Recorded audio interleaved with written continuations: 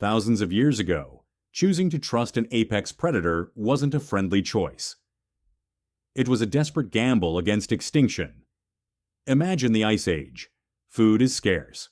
A failed hunt can mean days of hunger. One bad decision can get someone killed. And just beyond the firelight, a pair of eyes is watching your camp. A wolf. It hunts the same animals you hunt. It can steal your food. It can threaten your children.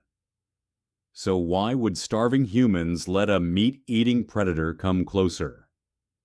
By the end of this story, you'll see how that dangerous relationship may have created humanity's oldest animal partnership, and eventually put a dog on your couch. At first, humans and wolves were competitors. Both lived in groups. Both hunted large animals. Both survived through teamwork. If wolves reached a carcass first, humans lost food. If humans got there first, wolves lost theirs. But human camps created something wolves couldn't ignore. Leftovers, bones, fat, skin, scraps. For a hungry wolf, a human camp could mean danger, or an easy meal. And here's the twist. Humans probably did not begin by capturing wild wolves and deciding to invent dogs. One leading hypothesis flips the story. Some wolves may have approached us first. The most aggressive wolves would have been driven away. But less fearful animals that kept the right distance could take scraps without starting a fight. Generation after generation, those wolves may have gained an advantage around human camps. This is often called the self-domestication hypothesis. But leftovers explain what wolves gained. What did humans gain? Wolves can smell prey before humans can see it. They hear movement in darkness. They notice strangers approaching, and they already know how to cooperate during a hunt.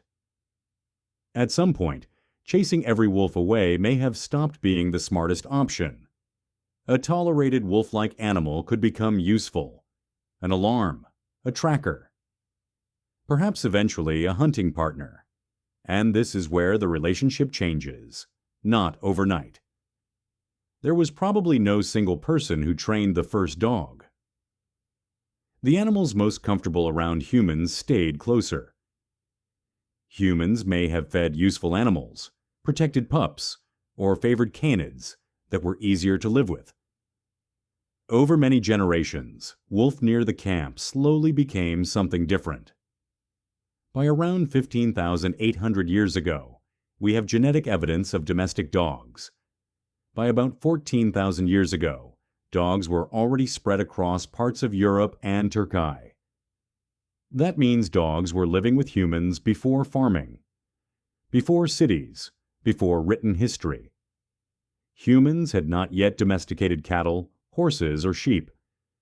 But we were already forming a partnership with another predator, and that tells us something important.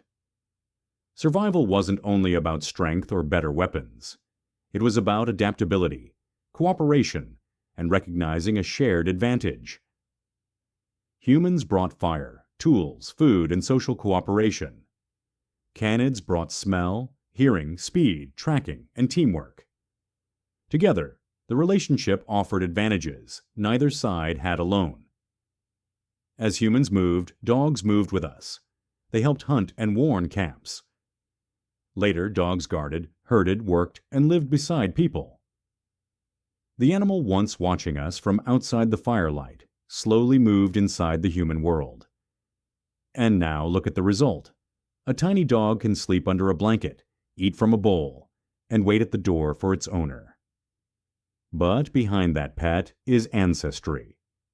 From ancient wolf populations, shaped by thousands of generations, beside humans. One of humanity's oldest partnerships may have begun not with friendship, but with two social predators discovering that cooperation could be more useful than conflict. Dogs did not single-handedly help humans conquer the planet, but they became part of the survival toolkit that helped human communities thrive and spread across it. So here's the question. If ancient humans could turn one of the most dangerous animals around their camps into a loyal partner? What modern threats are we fighting today that we should be trying to understand instead? Let me know your thoughts in the comments below. And if you want another story about an ancient problem hiding inside modern life, watch the next WhyKind video on your screen. Stay curious, stay kind. This is WhyKind.